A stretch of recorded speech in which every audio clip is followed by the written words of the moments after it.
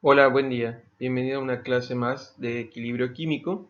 El día de hoy vamos a revisar el tema del cálculo del potencial químico. Bien, lo primero que debemos hacer es saber cómo calcular la energía libre de Gibbs y lo vamos a hacer mediante una serie de pasos. Lo primero que hay que realizar es verificar que la reacción que nosotros vayamos a analizar se encuentre balanceada. En caso contrario, debemos utilizar algún método analítico, sea por tanteo, por ecuaciones o mediante el uso del método de óxido-reducción llamado redox. Para poder calcular las energías libres debemos investigar mediante el uso de tablas en libros o en bases de datos, esto a través de nuestra plataforma en la biblioteca virtual. Posteriormente debemos calcular la energía de Gibbs de la reacción mediante el uso de una fórmula que vamos a ver más adelante.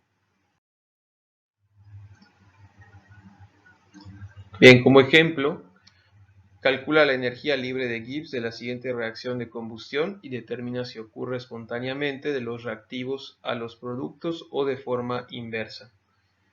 Bien, tenemos la siguiente reacción química. Lo primero que verificamos es si se encuentra balanceada. Haciendo un análisis, observamos que el carbono está balanceado, el hidrógeno está balanceado y el oxígeno es el que no se encuentra balanceado. Del lado de los reactivos tenemos 2 átomos y del lado de los productos tenemos 3 átomos. ¿Qué debemos hacer? Entonces, aplicar esta corrección en el coeficiente estequiométrico de los reactivos. Posteriormente multiplicamos por 2 la ecuación y obtenemos la siguiente ecuación neta.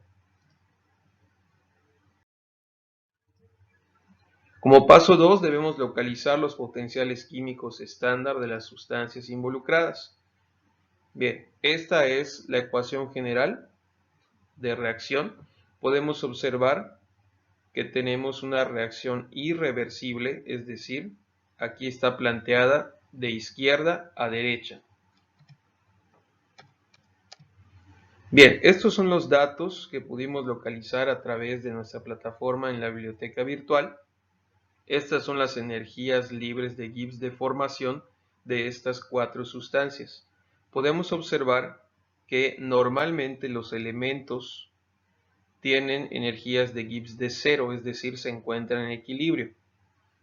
Y las sustancias, como por ejemplo los compuestos, como la parafina, el dióxido de carbono y el agua, ya tienen valores de energías libres de Gibbs diferentes de 0. Recordar que si los valores son positivos, quiere decir que no se producen espontáneamente.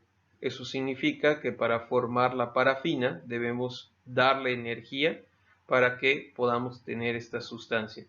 Mientras que las otras dos, el dióxido de carbono y el agua, se forman espontáneamente en la naturaleza.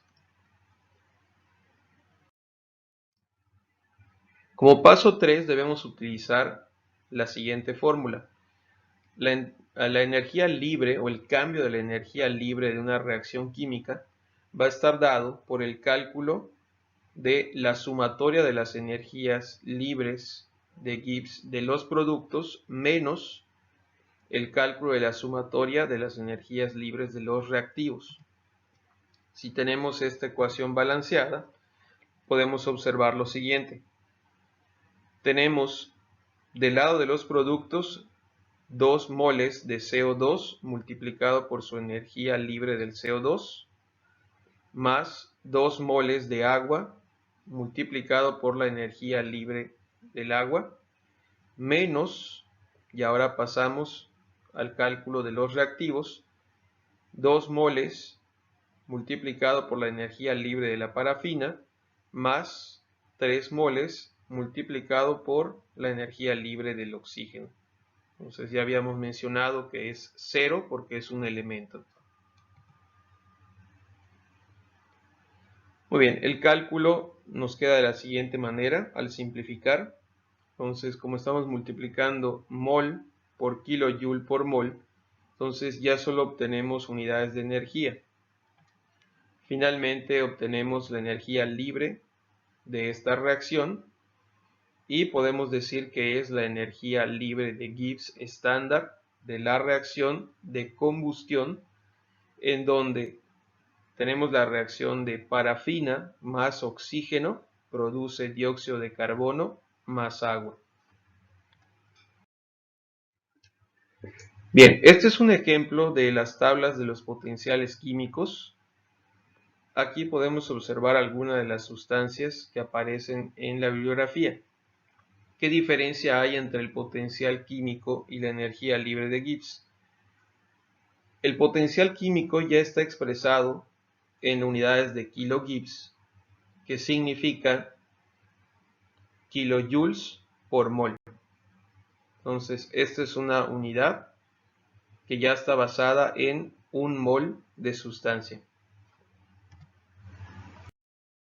Con respecto a nuestro ejemplo anterior, entonces tenemos lo siguiente, ya se realizó el balance de esta ecuación, ya vimos cómo. Debemos localizar los potenciales químicos estándar de las sustancias. Podemos observar que tiene básicamente los mismos valores expresados en kilojoules por mol. Esto es equivalente a kilogibbs. Entonces hago énfasis en que son las mismas unidades, nada más que normalmente para el cálculo del potencial químico se utiliza kilogibbs.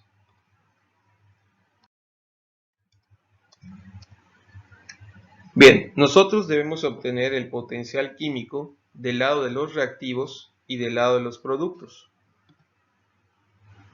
Del lado de los productos podemos decir que el potencial es de menos 631.49 kilogibbs. Esto significa kilojoules por mol. Del lado de los reactivos tenemos 4 kilogibbs. Podemos concluir que como el lado de los productos es más negativo que el lado de los reactivos, incluso el lado de los reactivos es positivo, entonces los productos tienen una energía libre de Gibbs más negativa, la reacción de combustión es espontánea hacia la derecha. Bien, el potencial químico nos indica que es más factible que ocurra una reacción de derecha a izquierda o de izquierda a derecha. Mientras que la energía libre de Gibbs que nosotros calculamos nos dice cuál es la energía necesaria o la energía que liberará el sistema para que pueda ocurrir la reacción. Muy bien, con esto terminamos el día de hoy. Les agradezco su atención y cualquier duda me pueden contactar a estos correos institucionales. Muchísimas gracias. Hasta luego.